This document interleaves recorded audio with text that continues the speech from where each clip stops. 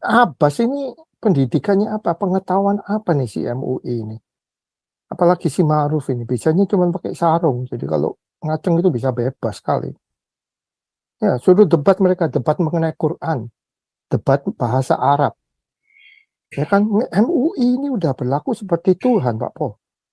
Mengeluarkan apa namanya itu halal, barang yang halal nggak halal, MUI yang mengeluarkan. Masa kacamata sampai halal, kulkas bisa halal.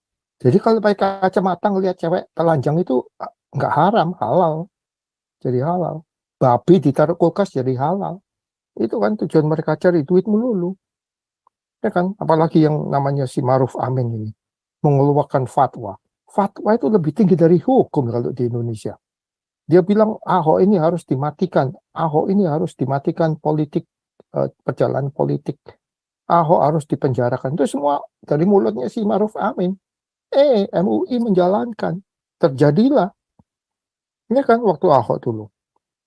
Nah, sekarang ini yang heran ini, semua ini kebakaran jenggot. Si Mahfud MD ini tahu-tahu buka suara. Si Ridwan Kamil, gubernur, nggak tahu gubernur apa, masih nggak kapok itu anaknya, udah dimakan palang merah, masih nggak kapok nih orang. Terus presiden juga kebakaran jenggot. Ya kan? Jadi semua kebakaran jenggot. UAS ini orang-orang gila nih, si apa Ustadz Abdul Edan itu, Pak. FPI, HTI, semua pada demo baju putih-putih. Katanya FPI udah dibubarkan. Itu saya lihat di yang demo-demo itu baju putih, koplo putih.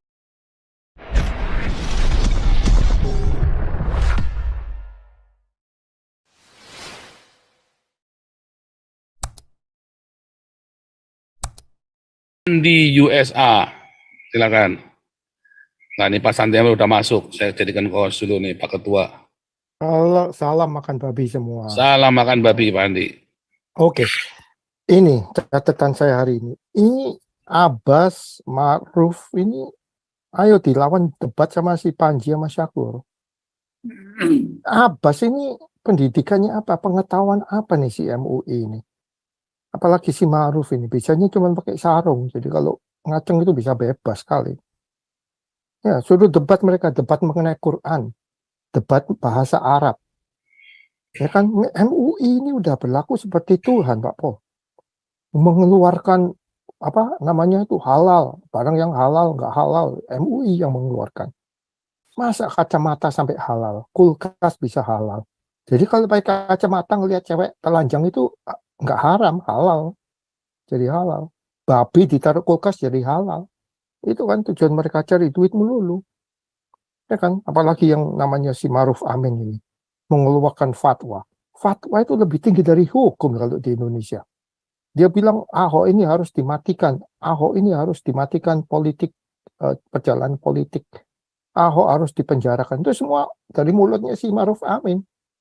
MUI menjalankan. Terjadilah. Ini kan waktu Ahok dulu. Nah, sekarang ini yang heran ini, semua ini kebakaran jenggot. Si Mahfud MD ini tahu-tahu buka suara. Si Ridwan Kamil, gubernur, nggak tahu gubernur apa, masih nggak kapok itu anaknya, udah dimakan palang merah, masih nggak kapok nih orang. Terus presiden juga kebakaran jenggot. Ya kan?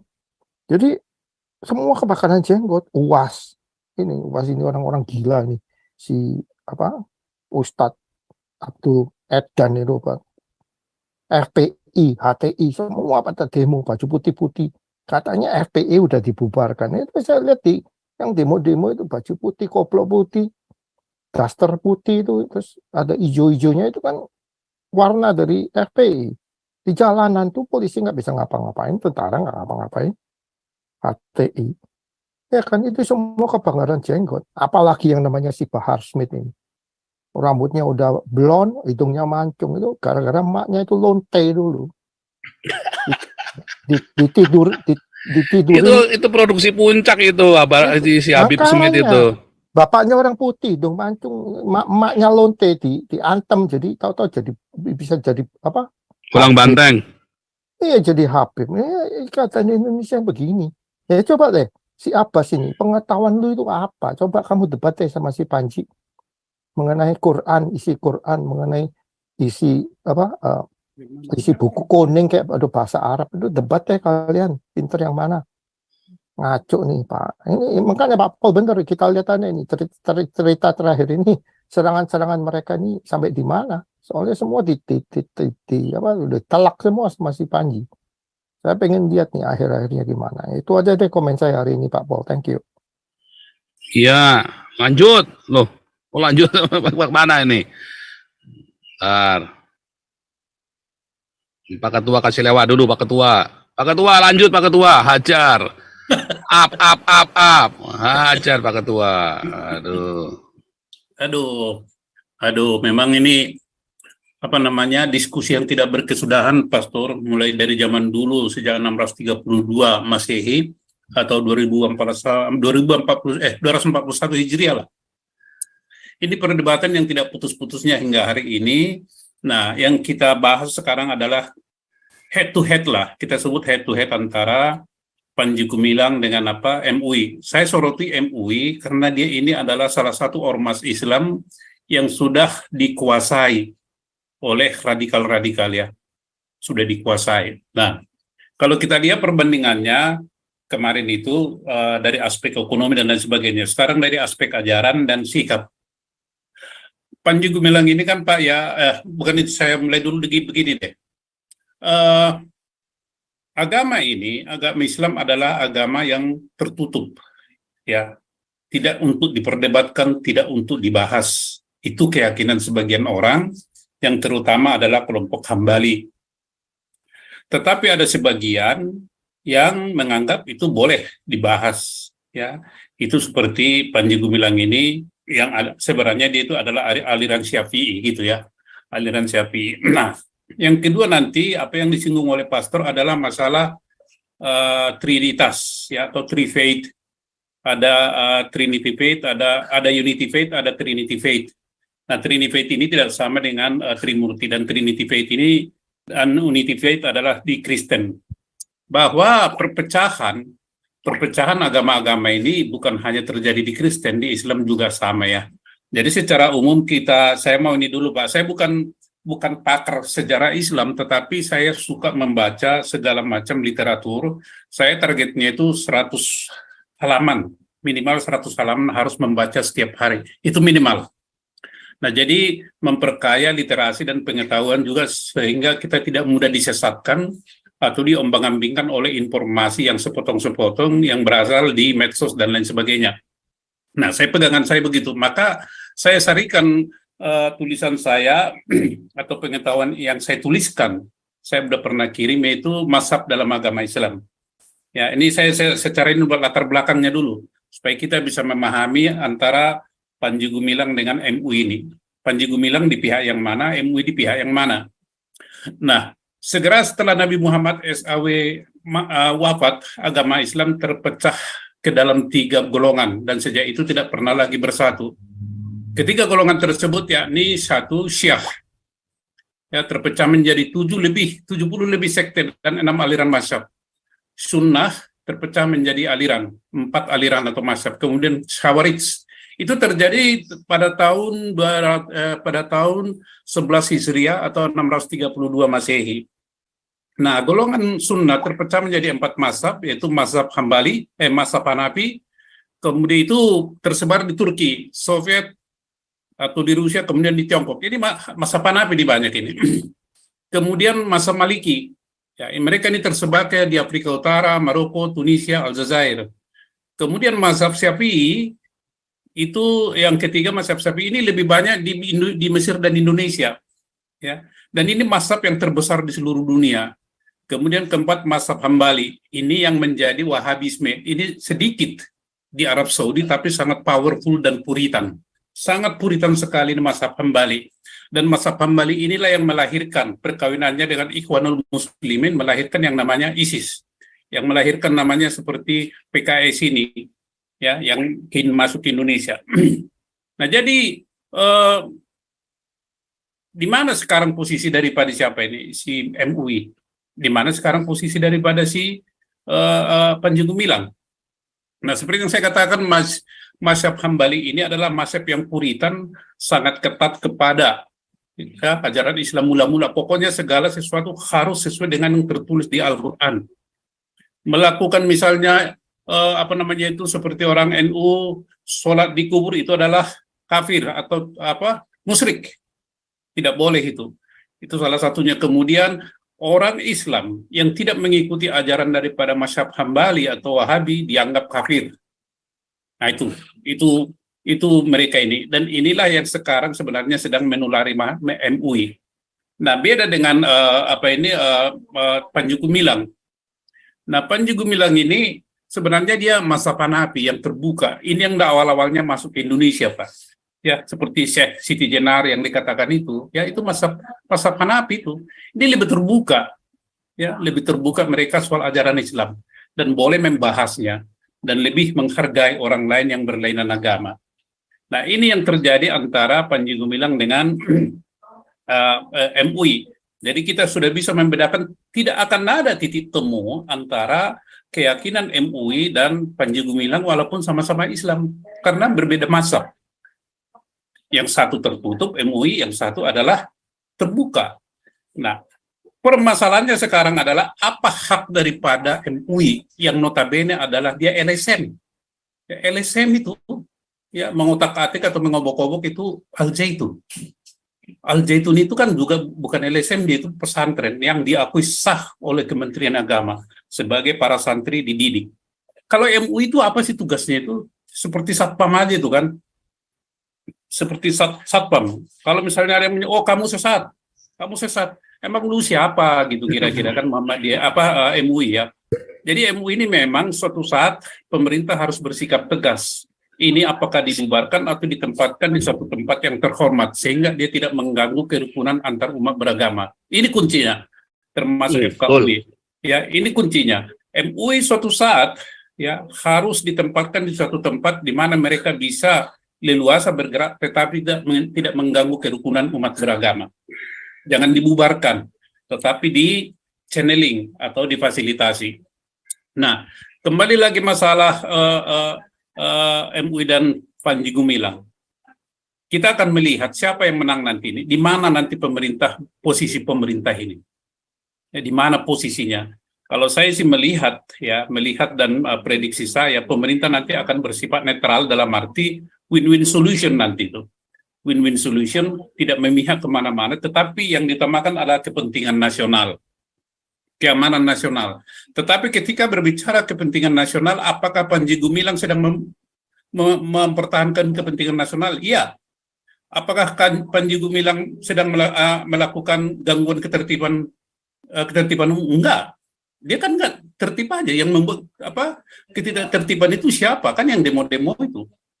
Apakah MUI sedang memperjuangkan kepentingan nasional? Tidak. Dia hanya memperjuangkan kepentingan agama. Padahal dia tahu Indonesia ini bukan negara agama, bukan negara sekuler. Nah, ini yang posisi dari pemerintah yang kita harapkan tegas dan bersikap adil di dalam menangani konfrontasi ya antara golongan-golongan yang diwakili oleh MUI dengan Panji Gumilang atau golongan-golongan Islam nasionalis yang diwakili Panji Gumilang. Jadi ada dua kelompok ini head to head sekarang yang sedang bersaing di Indonesia. Itu yang pertama, Pastor. Nah, yang kedua, saya tertarik dengan pembahasan yang disampaikan Pastor itu adalah Trinitas. Ini katanya lagi rame nih. Ya, lagi rame. Ya, kita juga sangat menyayangkan ya kenapa hal begitu diperdebatkan di antara para apologet ya. Saya ingin menyampaikan begini aja lah. Mungkin nanti Pastor bisa juga mengoreksi dan menyempurnakan. Bahwa timbulnya kekeliruan akibat salah memahami perkataan Kristus dan kemudian dipakai terus dalam gereja. Akibat salah memahami perkataan Kristus dan kemudian dipakai terus dalam gereja, organisasi duniawi bahkan oleh orang per orang maupun kelompok tertentu. Nah, ini pelajaran ini kita lihat dari ketika Tuhan Yesus bertanya kepada Petrus, apakah engkau mengasihi aku sampai 3 kali? Ya, kemudian ikutlah aku. Kemudian Petrus mengikuti Tuhan Yesus, tapi dia menoleh ke belakang, dilihatnya di sana Yohanes, murid yang paling dikasihi Tuhan Yesus. Dan Petrus bertanya, bagaimana dengan itu orang? Ya, karena Petrus kan sudah dinubuatkan nasibnya nanti akan nahas sekali gitu ya. Matinya juga nanti nahas sekali. Nah, jadi pertama ketidakpastian tradisi manusia sebenarnya penyebabnya ini. Dan betapa bodohnya jika kita membangun iman kita di atasnya. Ada suatu tradisi kerasulan. Suatu kabar yang tersebar di antara saudara-saudara itu. Tradisi itu sangat kuno. Sudah biasa, sudah umum. Namun demikian, tradisi itu keliru. Karena itu, betapa tidak dapat diandalkannya tradisi tidak tertulis itu yang telah diperintahkan oleh konsili Tren. Ini pastor ini pasti tahu apa itu konsili Tren itu ya, Tren. Untuk diterima dengan kasih yang suci dan rasa hormat yang mendalam sebagai sesuatu yang sama dengan apa yang menjadi bagian dalam dari firman suci. Beginilah suatu penjelasan ya teman-teman tradisional mengenai kitab suci. Tidak ada perkataan baru dari Kristus yang diungkapkan lagi. Ya. Ini suatu keyakinan ini dari kelompok ini yang sama dengan apa yang menjadi bagian dari firman suci. Beginilah suatu penjelasan tradisional mengenai kitab suci. Tidak ada perkataan baru dari Kristus yang diungkapkan lagi. Yang ada hanyalah suatu penafsiran atau penjelasan para saudara itu atas apa yang sesungguhnya dikatakannya. Nah, dikatakannya atau difirmankannya. Walaupun demikian tafsiran itu pun keliru. Solusinya bagaimana? Biarkanlah firman itu menafsirkan dan menjelaskan dirinya sendiri. Karena firman itu adalah terang. Sungguh merupakan kesaksian akan dirinya sendiri dan membuktikan dirinya sendiri karena firman itu adalah terang. Nah, saya pikir nanti ini kalau pastor ini untuk bisa menengahi yang berdebat masalah Trinitas ini karena nggak ada gunanya itu. Saya pikir pastor pasti lebih paham itu. Kemudian yang kedua, kecenderungan manusia untuk salah menafsirkan perkataan Kristus, kesalahan-kesalahan besar kadang-kadang menyembunyikan diri di bawah bayang-bayang kebenaran yang tidak dapat disangkal. Dan firman itu telah diputarbalikkan oleh mereka yang tidak terpelajar dan mudah goyah. Siapa itu? Si Ustadz Kainama lah, yang lain-lain lah ya. Diputarbalikkan gitu. Janganlah merasa aneh bila mendengar perkataan Kristus disalah tafsirkan. Dikutip untuk mendukung kekeliruan antikristus. Ajaran transubstansiasi. Misalnya menggunakan perkataan Kristus yang suci sebagai dasar. Inilah tubuhku. Nah ini teman-teman nanti kalau ini saya pikir Pak Pastor Paul lebih cekatan lah, lebih canggih untuk menjelaskan ini kepada teman-teman. Pesan moral saya adalah para apologeters atau yang mempertentangkan Trinitas dan lain sebagainya, Unitary Faith dan Tri-Faith itu ya sudahlah, disudahi, malu kita itu. Ya karena nggak ada gunanya. Ya, jadi biarkanlah firman itu menafsirkan dirinya sendiri karena firman itu adalah terang. Jadi kembali lagi Panji Gumilang dan MUI Pak, MUI cepat atau lambat dia tidak bisa melawan arus perubahan yang dituntut oleh keinginan manusia itu perubahan, transparansi, terus terang, kejujuran.